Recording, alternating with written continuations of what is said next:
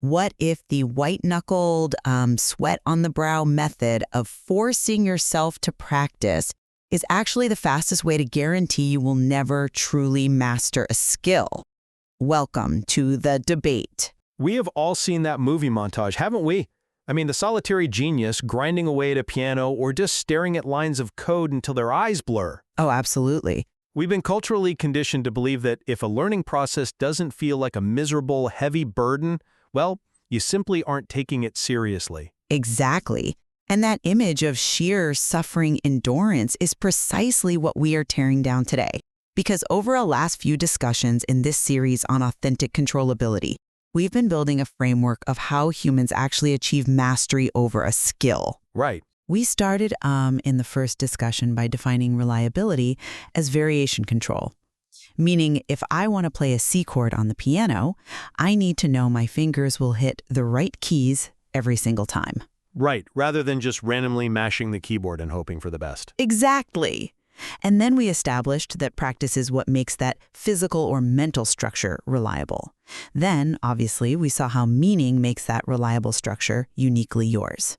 But our last discussion left us with a pretty profound realization. Which is that authentic control cannot be built on pressure. Right, which leaves us staring at a massive, very practical puzzle.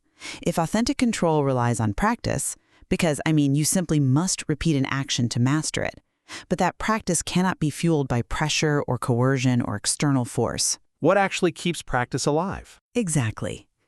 When the coding gets confusing or the piano piece gets frustrating, what stops a human being from simply walking away? And that is the central question we are debating today. What are the specific mechanisms that make practice sustainable? Now, I am arguing that the secret is psychological. It is play. Play. Yes, not childish entertainment, but the emotional livability and joy that act as the vital, functional fuel to keep a human engaged. Because without the voluntary decision to stay, the entire engine of practice just seizes up. Well, I see why you think that, but let me give you a slightly different perspective. I argue that the primary driver of sustainable practice is structural, not emotional. Okay. It is the architectural mechanics of navigating what we call the edge of capacity. Sustainability actually comes from carefully calibrating a task so you are stretched but not broken. It's that structural calibration that organically creates the state of flow, and flow is what locks in long-term engagement. I think we really need to dig into this because we have to sharply differentiate between what people think practice is and what it actually is. That is a crucial distinction. Because mechanical repetition, just hitting the same piano key over and over because a teacher is standing over your shoulder, that doesn't actually shape you. Right, it just devolves into mindless compliance. Exactly. Authentic practice is entirely different. It's defined as repeated contact with variation. Wait, variation. Let's pause and make sure we are entirely clear here for a second. When you say internal variation, you essentially mean our own mistakes, right? The cognitive noise? Precisely. It is your own errors in judgment, your timing failures, your misunderstandings of a coding syntax. Authentic practice is the rigorous process of sensing those specific instabilities and making real-time corrections. Wow, okay. It's a highly active feedback loop that converts an external structure, like the rules of Python or a sheet of music, into reliable internal control. Which frankly sounds incredibly taxing on the brain. Oh, it is. And that brings me to my pushback on your framework. If authentic practice requires constantly facing our own incompetence and variation, doesn't prioritizing joy and play sort of soften the rigor required for true mastery? Soften it? How? If we rely purely on play, don't we risk abandoning the practice the moment the variation becomes frustrating? See, I come at it from a different way. That exact frustration is why play is functionally necessary. I don't follow. Well, if practice didn't involve encountering your own noise and incompetence, you wouldn't need play at all. You could just glide through effortlessly. But because authentic practice is inherently difficult, you need a powerful counterbalancing force to keep you in the room. A counterbalancing force. Right. Let me offer an analogy here. Think about the difference between running on a treadmill while a drill instructor screams at you versus running the exact same speed and distance while playing a really highly competitive game of pickup basketball. Okay, well, physically, the output is identical. I mean, your heart rate is the same, the metabolic strain is the same. Exactly. But the psychological experience is entirely inverted.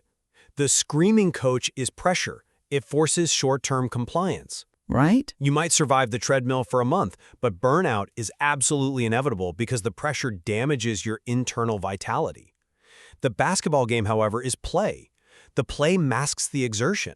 It provides this upward voluntary energy that makes the extreme physical effort emotionally livable. Autonomy, curiosity, resonance, that is the wind under the kite. Play prevents your rigorous structural feedback loop from feeling like an oppressive cage. That's an interesting point, though. I would definitely frame the mechanism differently. You are sort of separating the rigor from the emotion, treating play as a psychological shock absorber to make the hard work tolerable. Yeah, essentially. But I would argue that the rigor itself, when properly calibrated, is what generates the engagement. This brings us right back to the biology and mechanics of the edge of capacity. All right, walk me through your view of that edge. I argue that flow, which is the ultimate state of sustainable, deep engagement, emerges precisely and only when a meaningful challenge perfectly meets your growing skill. It is an objective neurological spectrum. Okay. If a task drops below your capacity, it is too easy. The brain essentially powers down its attention. You experience low vitality, boredom, and your focus scatters. Like playing tic-tac-toe as an adult? Exactly. But on the other extreme, if you push far beyond your capacity, you hit what we call overflow. This is where the challenge literally destroys the practice. If I hand a beginner a calculus textbook, their amygdala spikes. Anxiety floods the system. They completely shut down. Right. Their ability to sense and adjust completely breaks down. Flow only happens in that narrow Goldilocks zone in the middle.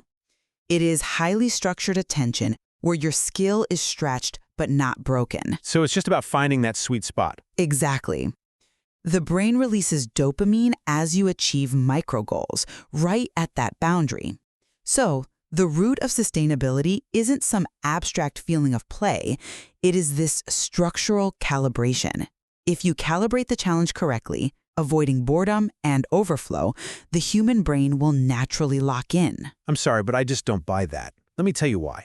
Your structural calibration is missing the single most fundamental variable in the human experience. Which is? Agency. How so? The structural dictates the agency. No, agency dictates how the structure is received. Think about a perfectly designed video game. The enemies level up exactly as your skills do. The puzzles are perfectly pitched to your cognitive load. Structurally, it sits right on your edge of capacity. Right, a perfectly calibrated flow state. But if someone locks you in a room and forces you to play that game under threat of punishment, flow is biologically impossible. You will experience anxiety and resentment regardless of how flawlessly the algorithm is calibrated. Well, but that is a highly artificial scenario. Is it? It is the exact scenario millions of students and employees face every single day. I mean, we have to look at self-determination theory here. Decades of research show that autonomy is the absolute prerequisite for intrinsic motivation. I don't disagree that autonomy matters, but You cannot force flow. The edge of capacity you are talking about is inherently stressful because your skill is constantly being tested. Play is the secret ingredient that makes balancing on that sharp edge possible because play is the choice to be there. Okay, I see your point. Play provides the voluntary attention needed to consciously choose to stay in that zone of active growth.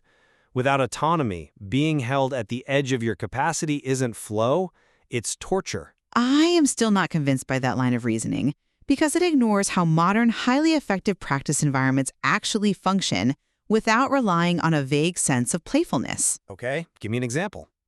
Let's look at how AI tutoring systems are being designed right now to teach complex skills like advanced mathematics or coding syntax. All right, let's look at them. An AI tutor isn't giving you a pep talk about joy. It is constantly monitoring your error rate, your variation, and dynamically adjusting the difficulty in real time. Right, it tracks your mistakes. And it prevents boredom by introducing complexity the millisecond you master a concept, and it prevents overflow by offering precise scaffolding the moment you stumble.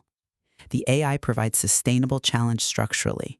It is mathematically managing the edge of capacity. Okay, but Let me just finish this thought. The emotional livability you are talking about is actually a downstream byproduct of the structure being correct. When the feedback loop is tight and the challenge is aligned, the brain naturally engages. The joy is just the exhaust coming out of a well-tuned engine. that is a very compelling argument. But have you considered how the user actually interprets that AI scaffolding? Let's stay with your AI tutor example for a second. Sure. If the user feels the AI is basically a surveillance tool forcing compliance, like if they are only doing it to pass a mandated corporate training, they will hate that perfectly calibrated challenge. They will just exhibit mechanical compliance to click through to the end of the module. Well, sure, because the meaning wasn't established first. Exactly. But even with meaning, if the interaction feels like a rigid test, they burn out. Conversely, if the interaction feels like a collaborative discovery, if it sparks voluntary curiosity, then they stay. I mean, I suppose. The AI isn't just calibrating difficulty. When it truly works, it is fostering a playful, low-stakes environment to test ideas. If meaning dies, the practice dies, no matter how perfect the algorithm's calibration is. All right, let's trace this to its ultimate destination then. Because I think we both agree that this edge of capacity, whether fueled by play or structured by flow, must be survived in order to achieve true mastery. Yes, absolutely. We are both looking at how an external structure eventually transforms into an integrated human-owned capability. Yes, how does the sheet music become a part of the musician? Right.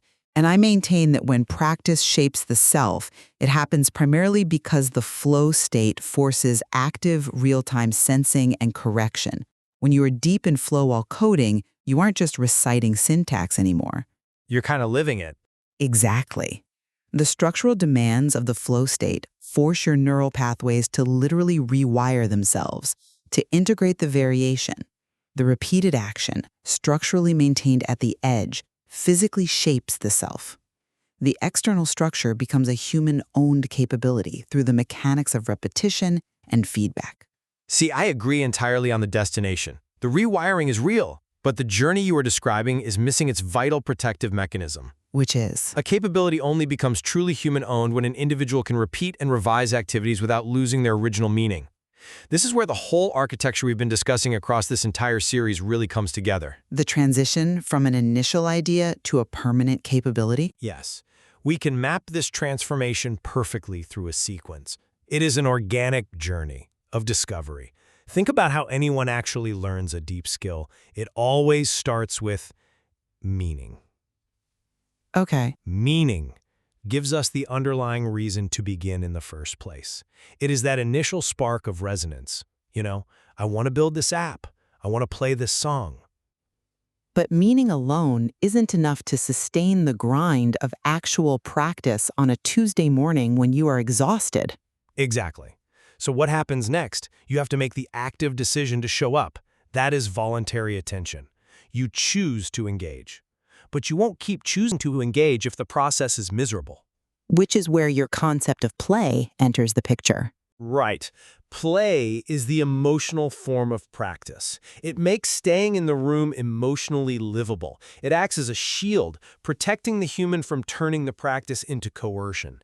And once the practice is emotionally livable, then we achieve sustainable practice. Now we are making repeated contact with variation, but we are doing it voluntarily. We have the stamina to stay. And I will happily take the baton from there. Because once you have sustainable practice, you open the door to flow. Challenge and skill are finally aligned at the edge of capacity. Right. Flow takes that sustainable practice and uses it to forge the actual skill.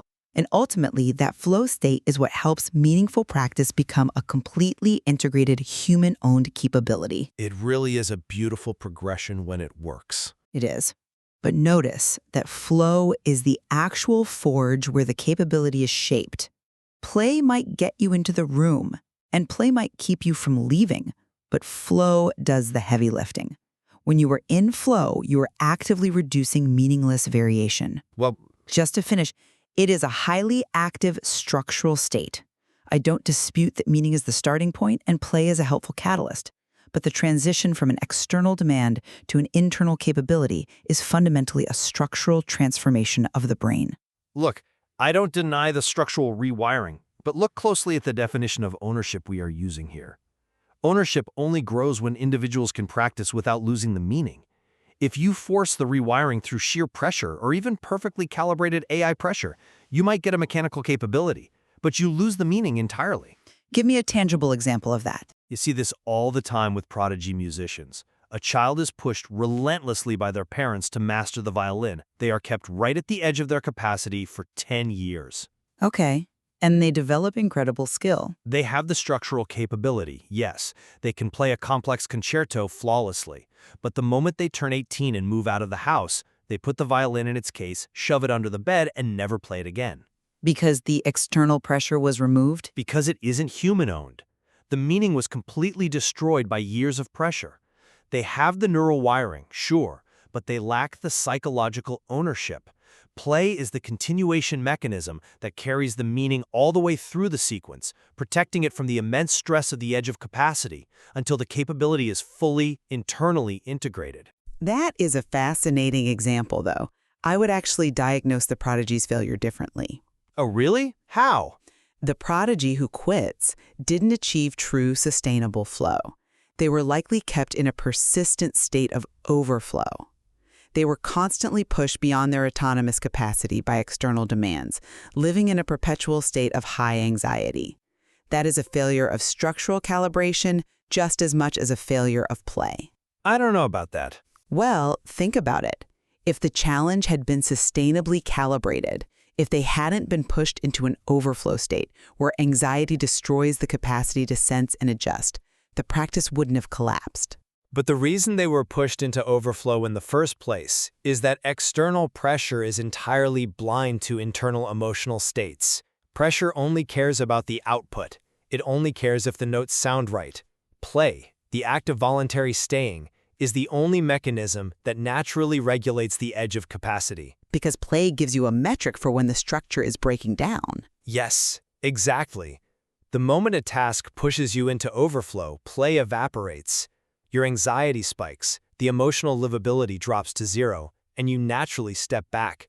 Play is the internal sensor that tells you when the structural calibration is wrong. Without the emotional metric of joy, curiosity, and playfulness, you have no way to know if you are safely at the edge of capacity or if you have tumbled over a cliff into overflow. We are arriving at a deeply interconnected synthesis here, though. We obviously still approach the core mechanism from different sides. Let me just summarize my position in light of our discussion today. Go for it. I maintain that true sustainability in practice fundamentally relies on the dynamic, structural architecture of the edge of capacity. To achieve mastery, we must carefully avoid the extremes. We must avoid the low vitality and scattered attention of boredom when a task is too easy. And we must avoid the anxiety and collapse of sustainability when a task pushes us into overflow. By structurally calibrating this just right challenge, we cultivate the deep attention of flow. And it is this rigorous, structural engagement that ultimately turns repeated practice into a reliable, integrated capability. And to summarize my perspective, structural mechanics simply cannot survive without functional fuel. A perfectly calibrated task means nothing if the human feels coerced into performing it. The treadmill will eventually break you. Right. Play is not a distraction from serious work. It is the vital continuation mechanism that protects our autonomy by ensuring that our practice remains voluntary, meaningful, and emotionally livable. Play provides the energy we need to actually choose to stay at that challenging edge. Joy is the functional fuel of true mastery. I think where we absolutely converge is on the realization that the goal of practice is not constant comfort. Absolutely not. Comfort means you have dropped below your capacity. Comfort is boredom. Right. The goal is sustainable challenge. We need a framework where play keeps us emotionally resilient enough to stay near the edge, and the structural calibration of flow keeps us actively growing. We must be stretched, but not broken. Precisely. Practice becomes sustainable only when meaning becomes livable. And understanding this intersection is absolutely crucial as we look toward the horizon of this series. Because once play makes practice sustainable, we have to ask, what is the ultimate practice? Which leads us to our next topic. Exactly. In the next discussion, we are going to turn this entire developmental model toward thought itself. We will be exploring how humans can practice making thought visible, explainable, correctable, and continuable in the era of artificial intelligence. Before we can deeply collaborate with AI to elevate our thinking, we first had to master the foundational conditions that make human practice survivable at all. Which brings us right back to the image we started with today. The rigid, white-knuckled grip on the steering wheel versus the fluid, responsive, playful adjustments of true mastery. Exactly. The difference between forcing repetition and sustaining practice. We will leave it to our listeners to reflect on which architecture is currently driving their own journey toward human ownership. Consider this as you move through your day. Where in your own life are you currently using pressure where you really should be using play?